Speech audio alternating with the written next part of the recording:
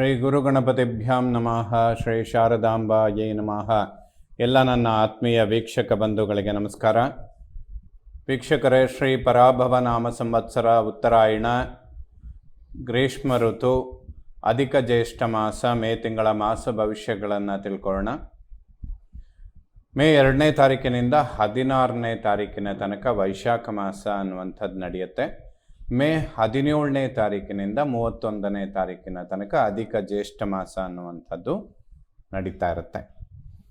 ಮೇ 11ನೇ ತಾರೀಕು ಹನುಮ ಜಯಂತಿ. ವಿಶೇಷವಾಗಿ ಆಂಜನೇಯನ ಆರಾಧನೆ ಮಾಡಿ ಎಲ್ಲ ಆಸ್ತಿಕರು ಕೂಡ ದೈವ ಕೃಪೆಗೆ ಪಾತ್ರರಾಗಿ ಮುಂದಿನ 2-2.5 ವರ್ಷಗಳು ಅಂದರೆ 2027 ಜೂನ್ ನಂತರ ಶನಿ ನೀಚ ಕ್ಷೇತ್ರಕ್ಕೆ ಬರ್ತಾನೆ. ಸಾಮಾನ್ಯವಾಗಿ ಎಲ್ಲರೂ ನಿಮಗೆ ಹೇಳುವಂಥದ್ದು, ಶನಿ ನೀಚ ಕ್ಷೇತ್ರದಲ್ಲಿದ್ದಾಗ ಅಥವಾ ಅಷ್ಟಮ ಶನಿ, ಸಾಡೆ ಸಾತಿ, ಅರ್ಧಾಷ್ಟಮ ಶನಿ, ಈ ಥರ ಯಾವುದೇ ರೀತಿಯಾದ ಶನಿ ಸಂಬಂಧವಾದ ದೋಷಗಳಿದ್ದರೆ ಈಶ್ವರ, ಆಂಜನೇಯ ಅಥವಾ ಶನೈಶ್ಚರನ ಆರಾಧನೆ ಮಾಡುವಂಥದ್ದು ಇವೆಲ್ಲ ಒಂದು ಉತ್ತಮವಾದಂತಹ ಪರಿಹಾರ. 30 ವರ್ಷಕ್ಕೊಮ್ಮೆ ಒಂದು ಪ್ರದಕ್ಷಿಣೆ ಬರುವಂತಹ ಶನಿ ಮಹಾತ್ಮ ನೀಚ ಕ್ಷೇತ್ರಕ್ಕೆ 30 ವರ್ಷಕ್ಕೊಮ್ಮೆ ಬರ್ತಾನೆ. ಅವನು ನೀಚನಾಗಿ 2.5 ವರ್ಷಗಳ ಕಾಲ ಸಂಚಾರ ಮಾಡ್ತಾನೆ. ಸೊ ಎಲ್ಲ ರಾಶಿಯವರ ಮೇಲೂ ಕೂಡ ಇದರ ಪ್ರಭಾವಗಳು ಸ್ವಲ್ಪ ಜಾಸ್ತಿನೇ ಇರುತ್ತೆ. ವಿಶ್ವಕ್ಕೆ ಒಂದು ರೀತಿಯ ಸಮಸ್ಯೆಗಳನ್ನು ತಂದೊಡ್ಡುವಂತಹ ಸಮಯ ಕೂಡ ಇದಾಗಿರುತ್ತೆ. ಹಾಗಾಗಿ ಇದಕ್ಕೆಲ್ಲ ಒಂದು ಉತ್ತಮ ಪರಿಹಾರ ಆಂಜನೇಯನ ಆರಾಧನೆ ಮಾಡುವಂಥದ್ದು. ಹನುಮ ಜಯಂತಿಯಂತಹ ಪರ್ವಕಾಲದಲ್ಲಿ ಆ ಭಗವಂತನ ಆರಾಧನೆ ಮಾಡಿ ದೈವ ಕೃಪೆಗೆ ಪಾತ್ರರಾಗಿ ಅಂತ ಹೇಳ್ತಾ, ಮೇ ತಿಂಗಳಲ್ಲಿ ಬದಲಾಗುವ ಗ್ರಹಗಳ ಬಗ್ಗೆ ತಿಳ್ಕೊಳ್ಳೋದಾದರೆ, ಮೇ 11ನೇ ತಾರೀಕು ಕುಜ ಮೇಷರಾಶಿಗೆ ಬರ್ತಾನೆ. ಅದು ಅವನಿಗೆ ಸ್ವಕ್ಷೇತ್ರ. ಒಂದು ರಾಜಗ್ರಹ ಸ್ವಕ್ಷೇತ್ರದಲ್ಲಿ ಸಂಚಾರ ಮಾಡುತ್ತೆ ಅಂತ ಹೇಳಿದರೆ ಆ ಸಮಯದಲ್ಲಿ ಅತಿ ಹೆಚ್ಚಿನ ಒಂದು ಅನುಕೂಲಗಳನ್ನು ಪಡೆಯೋದಕ್ಕೆ ಸಾಧ್ಯ ಆಗುತ್ತೆ. ಮೇ 14ನೇ ತಾರೀಕು ಬುಧ ವೃಷಭ ರಾಶಿಗೆ ಬಂದರೆ ಅದೇ ದಿವಸ ಶುಕ್ರ ಮಿಥುನ್ ರಾಶಿಗೆ ಪ್ರವೇಶ ಮಾಡ್ತಾನೆ. ಮೇ 29ನೇ ತಾರೀಕು ಬುಧ ಮತ್ತೊಮ್ಮೆ ವೃಷಭ ರಾಶಿಯಿಂದ ಮಿಥುನ್ ರಾಶಿಗೆ ಪ್ರವೇಶ ಮಾಡ್ತಾನೆ. ಮೇ 15ನೇ ತಾರೀಕು ಸೂರ್ಯ ವೃಷಭ ರಾಶಿಗೆ ಬರ್ತಾನೆ. ಅಂದರೆ ಮೇ 14ಕ್ಕೆ ಬುಧ ವೃಷಭ ರಾಶಿಗೆ ಬಂದರೆ 15ಕ್ಕೆ ಸೂರ್ಯ ವೃಷಭ ರಾಶಿಗೆ ಬರ್ತಾನೆ. ಬುಧಾದಿತ್ಯ ಯೋಗ ಅನ್ನುವಂಥದ್ದು ಒಂದು ದಿನದ ಡಿಫ್ರೆನ್ಸಲ್ಲಿ ಪ್ರಾರಂಭ ಆಗುತ್ತೆ.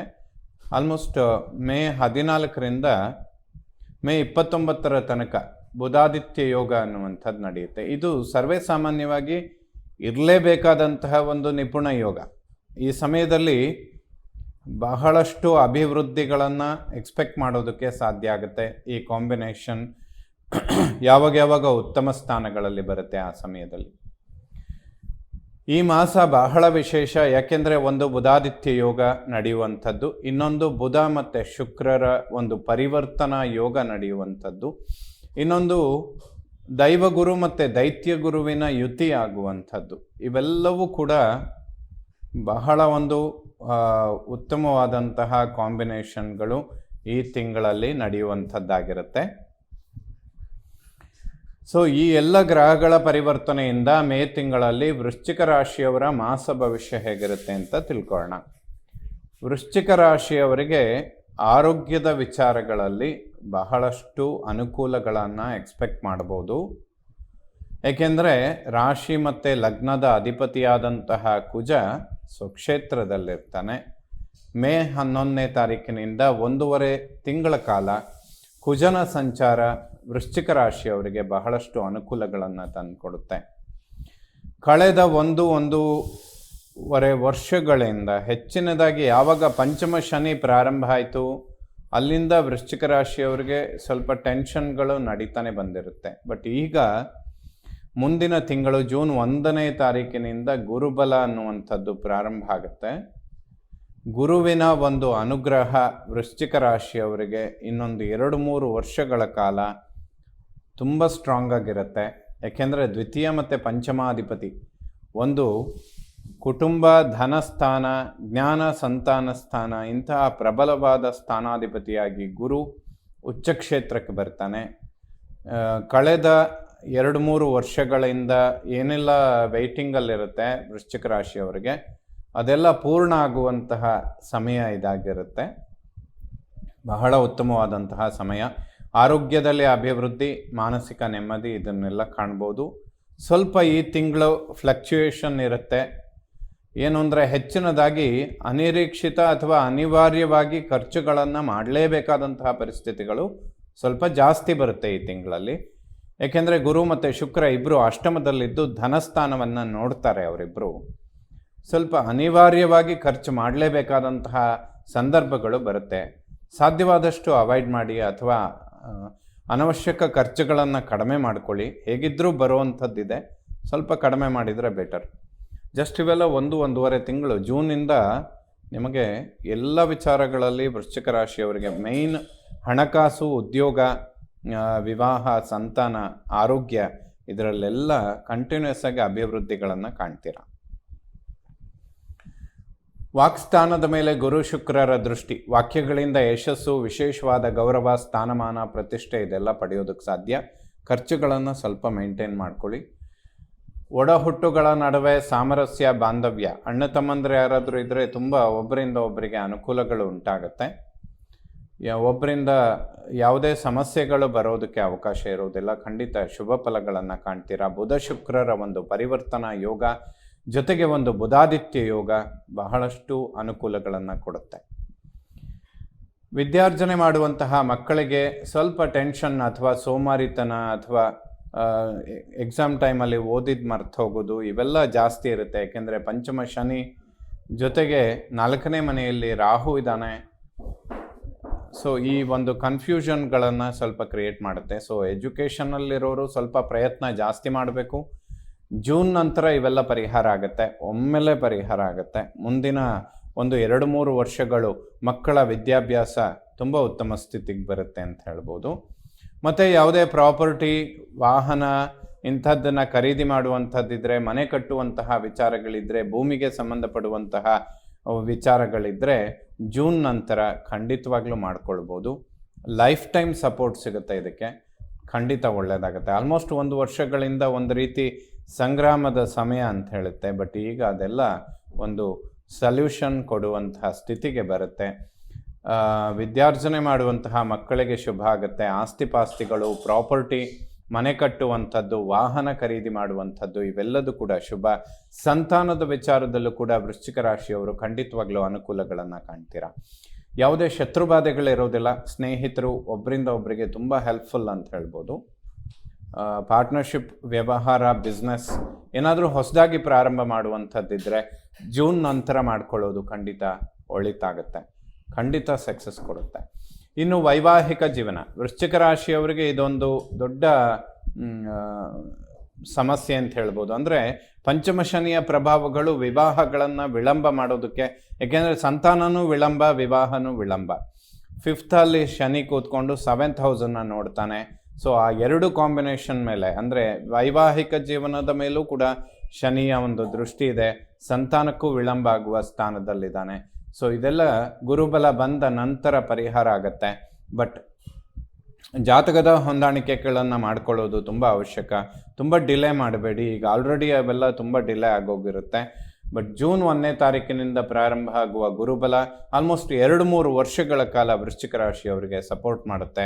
ವಿವಾಹ, ಸಂತಾನ ಇದೆಲ್ಲದನ್ನು ಕೂಡ ಒಂದು ಅಭಿವೃದ್ಧಿಗಳನ್ನು ಕಾಣೋದಕ್ಕೆ ಅಥವಾ ಮಂಗಳ ಕಾರ್ಯಗಳಿಗೆ ತುಂಬ ಉತ್ತಮವಾದಂತಹ ಸಮಯ ಇದಾಗಿರುತ್ತೆ. ಮತ್ತು ದಾಂಪತ್ಯ ಜೀವನದಲ್ಲಿರುವಂಥವರು ಸ್ವಲ್ಪ ಆರೋಗ್ಯದ ಬಗ್ಗೆ ನೋಡ್ಕೊಳ್ಬೇಕು. ಸ್ನಾಯುಗಳು ಮತ್ತು ನರಗಳಿಗೆ ಸಂಬಂಧಪಡುವಂತಹ ಏನಾದರೂ ಆರೋಗ್ಯದ ಸಣ್ಣ ಪುಟ್ಟ ಸಮಸ್ಯೆಗಳು ಬರೋದಕ್ಕೆ ಅವಕಾಶ ಇರುತ್ತೆ. ಇವೆಲ್ಲದೂ ಕೂಡ ಜೂನ್ ನಂತರದಲ್ಲಿ ಒಂದು ಉತ್ತಮ ಪರಿಹಾರ.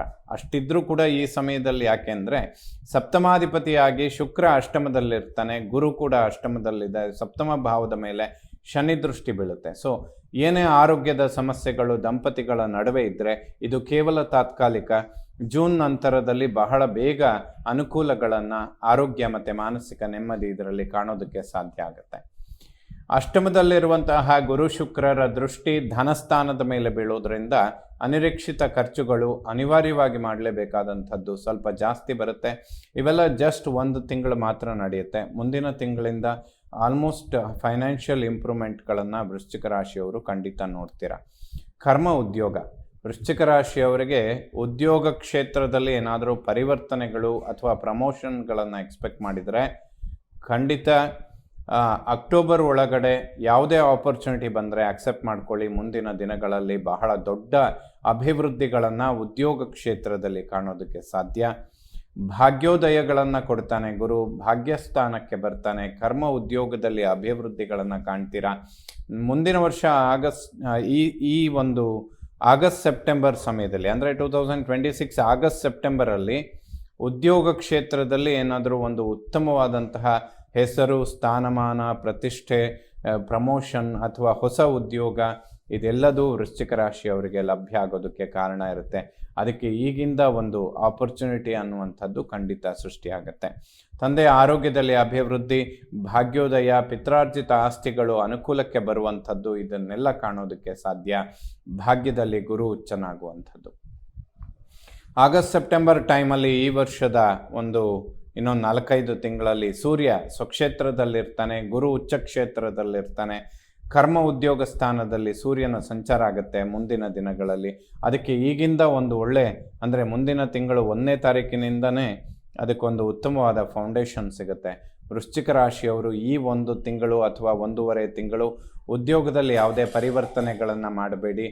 ಮುಂದೆ ಜೂನ್ನಿಂದ ಅಕ್ಟೋಬರ್ ಒಳಗಡೆ ಕರ್ಮ ಉದ್ಯೋಗ ಕ್ಷೇತ್ರ ತುಂಬ ಉತ್ತಮ ಸ್ಥಿತಿಗೆ ಬರುತ್ತೆ ವೃಶ್ಚಿಕ ರಾಶಿಯವರಿಗೆ. ಏಕಾದಶ ಲಾಭಸ್ಥಾನಾಧಿಪತಿ ಶುಕ್ರ ಅಷ್ಟಮದಲ್ಲಿದ್ದಾನೆ. ಇದು 1 ತಿಂಗಳು ಸ್ವಲ್ಪ ಲಾಭ ಕಡಿಮೆ, ಖರ್ಚು ಜಾಸ್ತಿ. ಜೂನ್ ನಂತರ ಅವೆಲ್ಲ ರಿವರ್ಸ್ ಆಗುತ್ತೆ. ಸಂಪೂರ್ಣ ಏಳಿಗೆ, ಅಭಿವೃದ್ಧಿಗಳನ್ನು ಕಾಣ್ತೀರಾ. ಮೋಕ್ಷ ಸ್ಥಾನಾಧಿಪತಿಯಾಗಿ, ವ್ಯಯಸ್ಥಾನಾಧಿಪತಿಯಾಗಿ ಶುಕ್ರ ಅಷ್ಟಮದಲ್ಲಿರುವಂಥದ್ದು ಖಂಡಿತ ಗುರು ಮತ್ತು ಶುಕ್ರನ ಯುತಿ ವೃಶ್ಚಿಕ ರಾಶಿಯವರಿಗೆ ಅಭಿವೃದ್ಧಿಗಳನ್ನು ಕೊಡೋದಕ್ಕೆ, ಬುಧ ಮತ್ತು ಶುಕ್ರನ ಲಾಭಸ್ಥಾನಾಧಿಪತಿಯಾಗಿ ಬುಧ ಸಪ್ತಮದಲ್ಲಿ ಒಂದು ಬುಧಾದಿತ್ಯ ಯೋಗದಲ್ಲಿರ್ತಾನೆ. ಕರ್ಮಾಧಿಪತಿ, ಲಾಭಾಧಿಪತಿಗಳು ಕೇಂದ್ರದಲ್ಲಿ ಸೇರ್ತಾರೆ.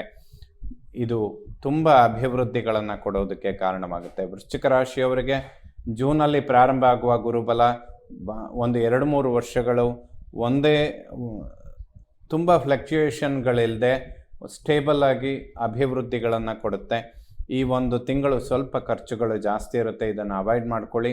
ಜೂನ್ 1 ವೃಶ್ಚಿಕ ರಾಶಿಯವರಿಗೆ ಅದ್ಭುತವಾದಂತಹ ರಾಜಯೋಗ, ಖಂಡಿತ ಶುಭ ಫಲಗಳನ್ನು ಕಾಣ್ತೀರಾ. ಎಲ್ಲ ನವಗ್ರಹಗಳು ಕೂಡ ವೃಶ್ಚಿಕ ರಾಶಿಯವರಿಗೆ ಶುಭ ಫಲಗಳನ್ನೇ ಕೊಡಲಿ. ಶ್ರೀ ಶಾರದಾ ಪರಮೇಶ್ವರಿಯ ಸಂಪೂರ್ಣ ಅನುಗ್ರಹ ಎಲ್ಲ ನನ್ನ ವೀಕ್ಷಕ ಬಂಧುಗಳ ಮೇಲಿರಲಿ. ಶುಭವಾಗಲಿ ವೀಕ್ಷಕರು.